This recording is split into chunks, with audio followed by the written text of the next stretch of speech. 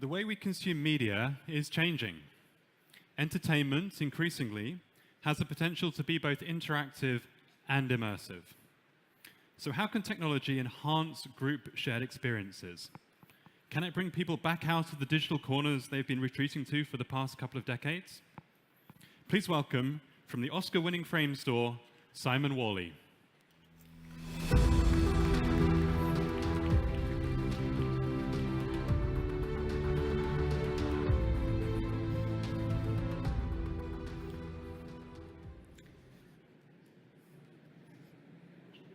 Good afternoon. Can technology help us socialize more?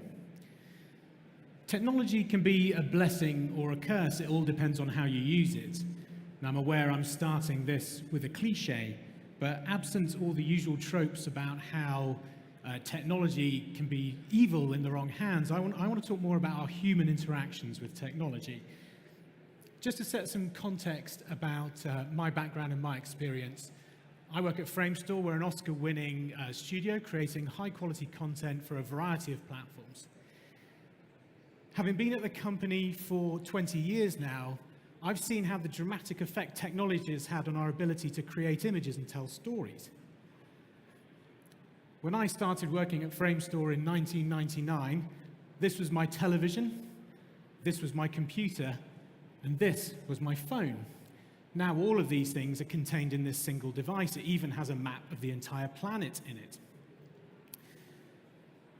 There was a very interesting Reddit post about 5 years ago that asked the question, if someone from the 1950s suddenly appeared today, what would be the most difficult thing to explain to them about life today? A very interesting and thought-provoking question. The top answer was, I possess a device in my pocket that is capable of accessing the entirety of human history, the entirety of information known to man. I use it to look at pictures of cats and get in arguments with strangers. I thought that was quite an amusing satirical take on how we use technology in our lives.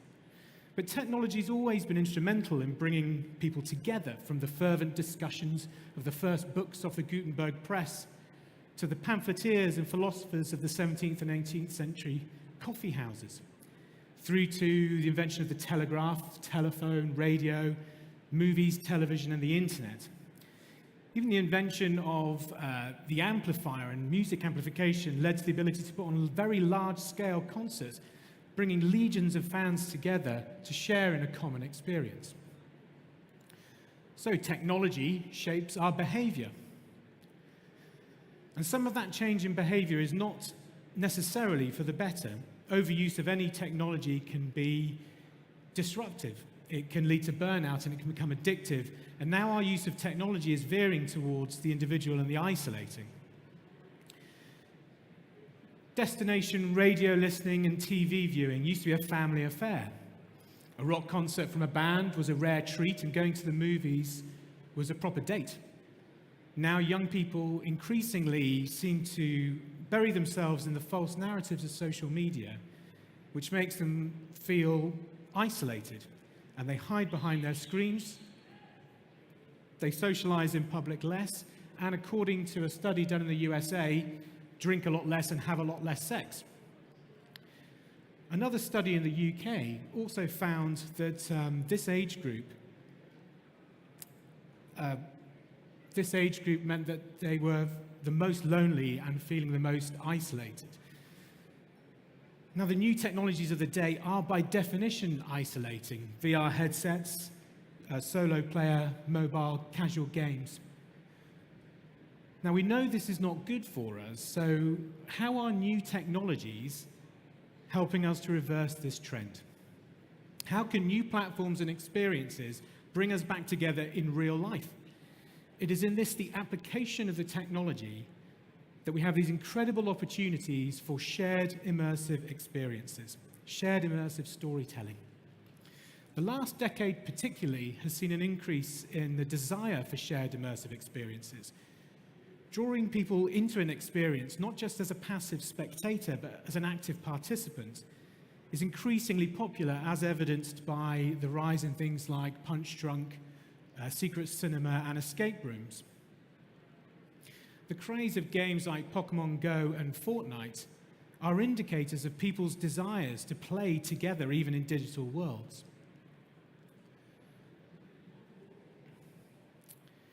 New technologies like virtual reality and mixed reality enable participants at a distance to play together.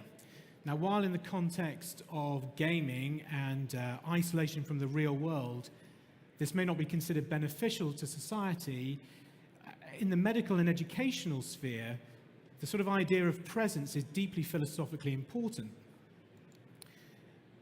I imagine my grandchildren being taught physics by Albert Einstein, or being able to talk to family members from across the world as if they're there in your environment, sat at the table with you, where you can see them realized in 3 dimensions. You can see their reactions on their faces. You can actually have a meaningful conversation.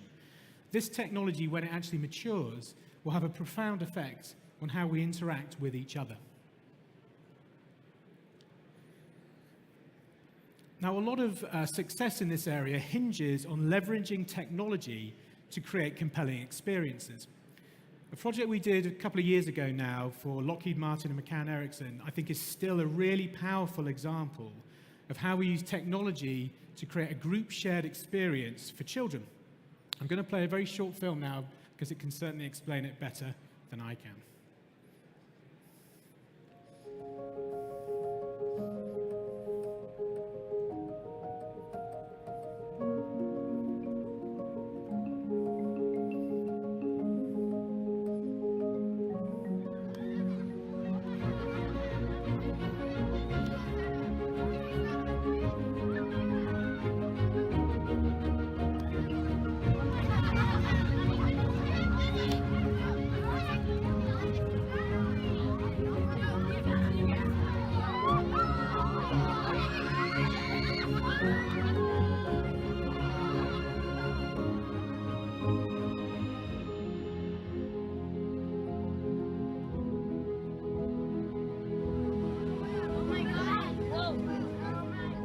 We had to build technology that didn't exist.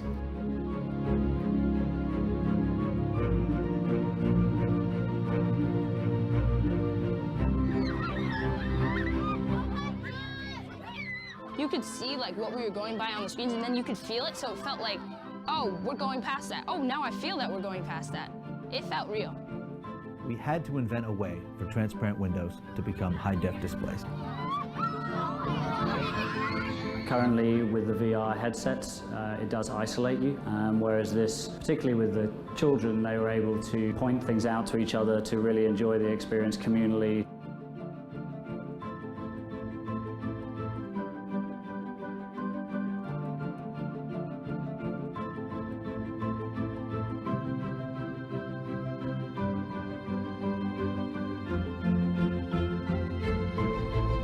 Someone in my generation, someone in school today, could be the first people on Mars.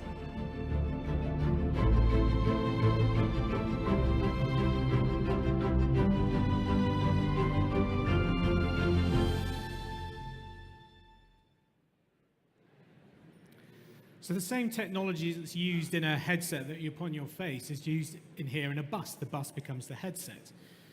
The triumvirate of educate, inspire, and entertain is all the more compelling when it's a shared group experience. And these kids now believe that going to Mars is plausible.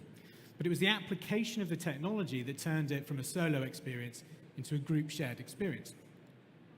So it's up to us to determine what we want our technology to do for us. Another example using mixed reality here was on the Magic Leap platform, which is a fantastic development platform. Really, really interesting. And this was a project we did for Air New Zealand where we created a multiplayer quiz game. It's like a reimagining of a board game that allows up to 4 people to play at once. There's a 3D relief map of New Zealand that comes to life throughout the game with little digital characters and elements. Now, the technology allows us to optimize this for each player. So examples being when Pete, the Kiwi, who narrates the game, is talking to you, he's talking directly to you. He's commenting on your performance, but everybody playing the game has the experience of Pete talking to them. And this helicopter here, everybody sees it in 3D space, but the characters leaping off are all seen from the right view. It's optimized for that person. So these things can only really be done today in mixed reality. Now imagine enhancing traditional board games. Imagine playing Risk with armies from Game of Thrones characters, or Dungeons and Dragons with real fire-breathing dragons. So although the market for virtual reality in the home hasn't really taken off yet, virtual reality experiences, when part of group shared experiences, are proving to be very popular. Taking their cues from classic arcades of the 80s and 90s, VR experiences like this one in Tokyo, the VR Zone in Tokyo, provide compelling games to play, but also fun places to be. It's an entertaining space to be. Even watching your friends play the games is part of the experience. Another company doing some really good stuff with VR is The Void. So they are a VR company, and what they do is they enable you to walk through virtual worlds and experiences, but completely untethered. So the one they did recently was for Star Wars.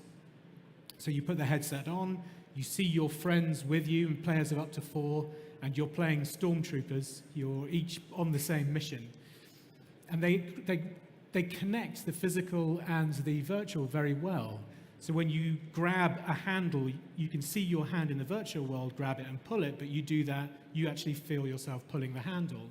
And here, when you're going through this really hot lava world, they change the temperature so you feel the heat. So it's really great, and actually it's a really compelling experience, again, when you can go to a location that's part of a shared group experience. I don't know why I felt the need to put a picture of myself on that. Seemed like a good idea at the time. And our rides division within Framestore, they're creating a new product with a company called Cavu Designworks. Now this is a revolutionary product called Game Changers that will change the passive experience of being on a theme park ride into an interactive one. The people on the ride can change the story. They can interact with the story and change the destination of the vehicle. They can play with other people on other sides of the rides. So this is really interesting because you're handing control over to the guest, or not only in terms of the visuals, but in the mechanics of the ride itself. And I think that could really prove to create some really compelling shared experiences. So firing up your imagination and creating wonder and awe and inspiration is really important. Humans are probably the only species on the planet that use storytelling and drama as a way of expression, as a way of communicating with each other. That's how special and rare it is.